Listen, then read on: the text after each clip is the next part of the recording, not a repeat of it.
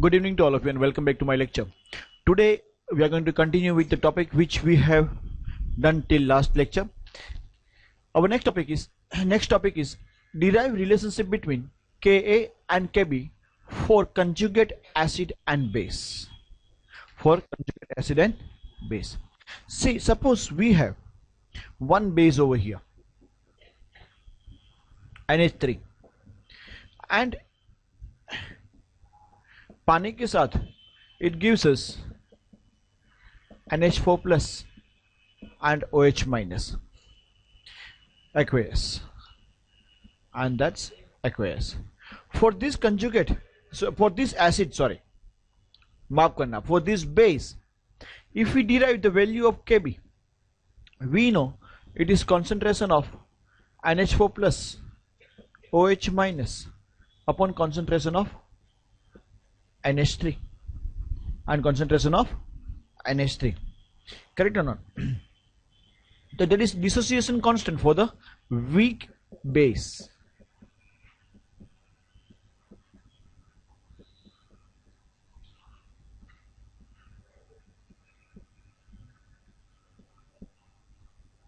Dissociation constant for weak base. Correct or not? This is what we have derived. Let's keep it aside. We know about this. Now we also know this is our base, and for this base, after accepting H plus, it becomes an conjugate acid. A conjugate acid.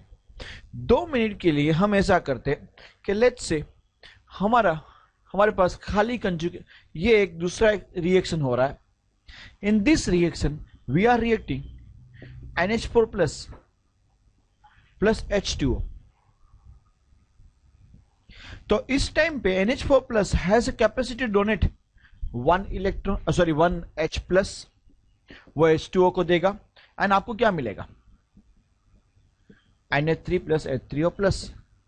So here NH4 plus is acting as an acid. Here NH4 plus is acting as an acid, and it is a weak acid.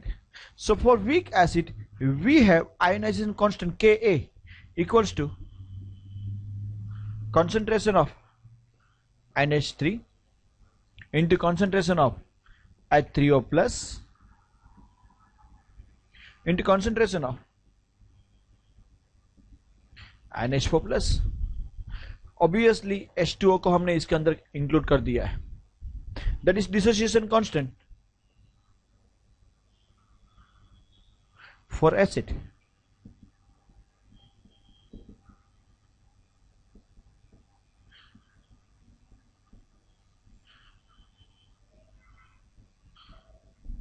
Correct or not?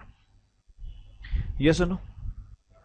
Now हमारे पास ये दो different चीजें थी, but ये दो different चीज में there was one connection between this two, that NH4 plus was common. Same way NH3 is common. Actually NH4 plus and NH3, ये दोनों जो है एक दूसरे के कंजुगेट एसिड बेस पेयर है. अगर हम NH4 plus को सब्जेक्ट ऑफ रिएक्शन बनाते then it is acting as an acid, और NH3 को सब्जेक्ट ऑफ रिएक्शन बनाते then it is acting as base. बराबर. तो एक के लिए हमको मिला Kb, दूसरे के लिए मिला Ka. करेक्ट ना?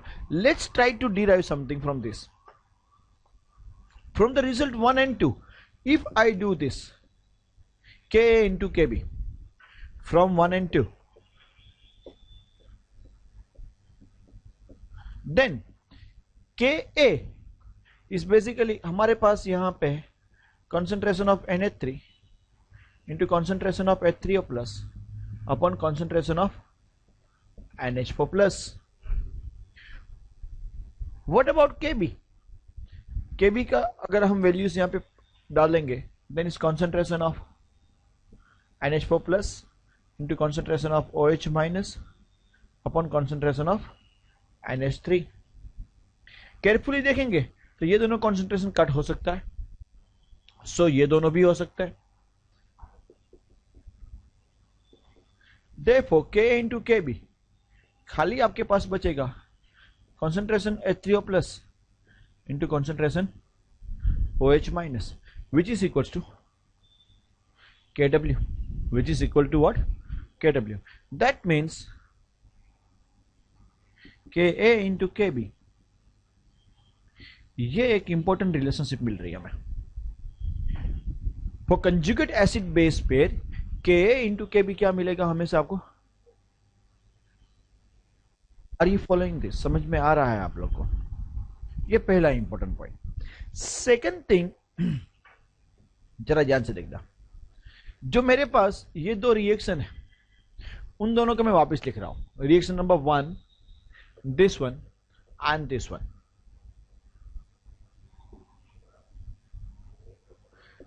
पहला रिएक्शन हमारे पास ये था,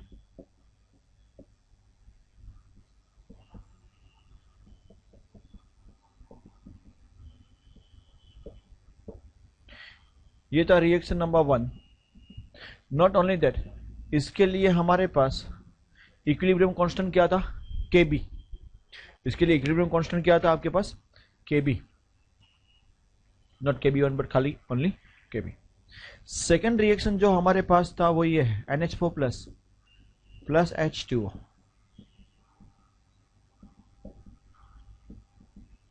ये था रिएक्शन नंबर 2 एंड इसके लिए जो आयोनाइजेशन कांस्टेंट था वो क्या था? Ka. Now let us do one thing.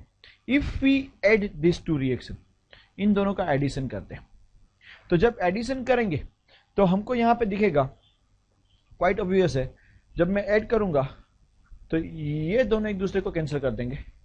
ये लेफ्ट हैंड साइड पे, वो राइट हैंड साइड पे. Same thing happens with this. आपके पास बचेगा क्या? लेफ्ट हैंड साइड पे H2O plus H2O and right hand side पे, एंड ये रिएक्शन के लिए ये तो सेल्फ आयोनाइजेशन ऑफ वाटर है. ये कौन सा है? सेल्फ आयोनाइजेशन ऑफ वाटर है. ये अलग रिएक्शन है. इसके लिए आयोनाइजेशन कांस्टेंट क्या होता है? Kw.